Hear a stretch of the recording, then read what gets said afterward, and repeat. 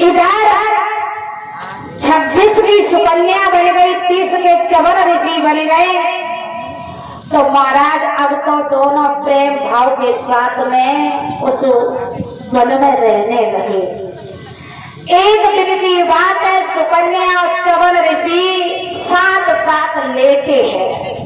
तो महाराज का मड़ैया में लेटे, मड़ैया में महात्मा के लिए महल कहाँ से आए महाराज?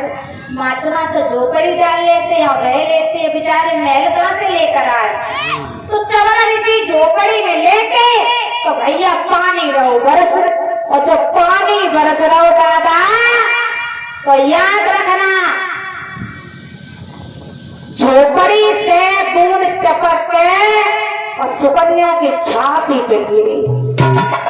सुकन्या कहने लगी पिया, चवन ऋषि बोला कि तुम बदल गए, हम बदल गए, लेकिन मरीज मड़ैया नहीं बदले। ऐसो करा, इस मड़ैया को भी बदलो। महाराज विश्वकर्मा को आदेश दिया, उस मड़ैया की जगह पर महल बन गए। अब तो दोनों लोग अच्छी तरह से रहने लगे। अब तो दोनों लोग अच्छी तरह से रहने लगे हैं महाराज।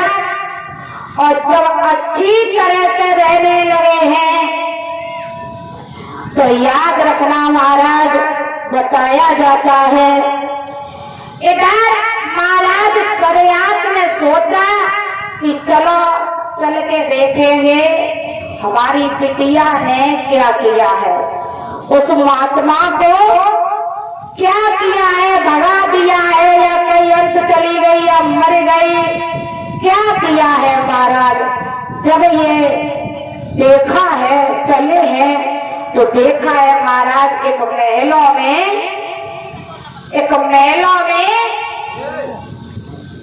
सुकन्या और चवन ऋषि लेते हैं। चवन ऋषि थे बूढ़े, जब पिता भी छोड़ के गए थे, आज हो गए 30 साल के। तो महाराज राजा सरयाग सोचने लगे ये बेटी नहीं, ये नागिन है। उस महात्मा को इसने मार दिया और इस नौजवान के साथ रहने लगी है। जवानी के चक्कर में इसने उस महात्मा को मार दिया, इसके साथ रहने लगी। ये बेटी नहीं है, ये कलंक की नहीं है। महाराज तब तक महाराज सरयाग सामने पहुंचे और कहने लगे बेटी,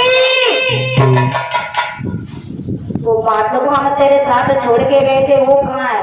तब तक चवन ऋषि पास में पहुंचे और कौने ससुर जी, जिन्हें आपने चुना है वो हम ही हैं, हमने ये महल बनाए हैं और मैंने जवानी की दवा खाई है जो मैं जवान हो गया। आपकी लड़की ने कोई गलत कदम नहीं उठाया, जो आपने किया वही किया है। एक बात और बताए महाराज, अगर किसी बिटिया पर गलती हो जाए, अगर किसी बेटी पर गलती हो जाए और चुनाव उसके पास में दो हो कि या तो फिर प्यार को मांगेगी या तो फिर बाप और भैया की इज्जत को। तो समझदार बेटी होगी तो प्यार को ठुकरा देगी, बाप भैया की इज्जत बचाएगी। क्योंकि बाप भैया, एक बात और बता, बहनों से मेरा हाथ जोड़ के निवेदन है, बिटिया ऐसे काम करना दुनिया में जो तुम्हारे बाप और भैया सीना चौड़ा करके चल सके हैं। अगर सभा में बात होगी वो किसकी बिटिया है तो बाप छाती ठोक के गए वो हमारी बिटिया है, हमारी बात मत करती हो। भैया गए वो हमारी बहन है, अगर बात करेगी तो मुंह तोड़ दूंगा। ऐसे कर्म करना, ऐसे कर्म मत करती हो जो सभा के अंदर भैया को नीची करनी पड़े है। बिटिया चाहे तो 3 कुलों को बचाती है और बिटिया चाहे तो संसार तक की डुबो देती है। महाराज बेटी के हाथ में होता है सब कुछ।